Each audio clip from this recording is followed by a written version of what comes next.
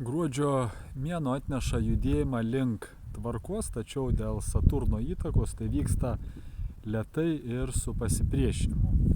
Galimi svarbus ilgalaikiai susitarimai, finansų ir IT pertvarkos, naujos reguliacijos. Ir vis dėlto gruodis gali būti finansinės įtampos ir reorganizacijų laikotarpis. Tai pirmoji mėnesio pusė tokia intensyvesnė ir konfliktiškesnė, gali kilti tokių chaotiškų situacijų, klaidų gynybos ir karinėse struktūrose, techninių avarijų, tam tikrų oro anomalijų bei transporto trikdžių.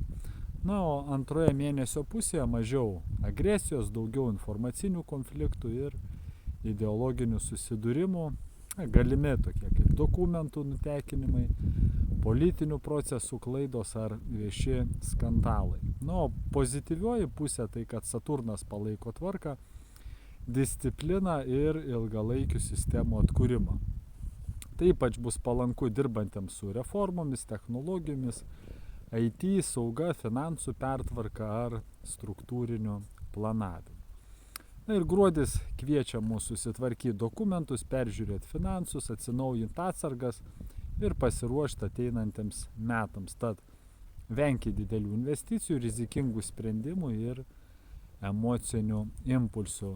Gruodį būtų rekomenduojama susilaikyti nuo politinių ginčų, skubotų kelionių blogų orų ir greitų reakcijų į informacinį triukšmą. Tad šventiniu laikotarpiu keliaukit atsargiai, bendraukit sąmoningai ir planuokit finansus atsakingai. Tad gruodis reikalauja brandos, bet dovanoja galimybę sustiprėti, susitvarkyti ir pradėti naujus metus ant tvirtesnio pagrindo.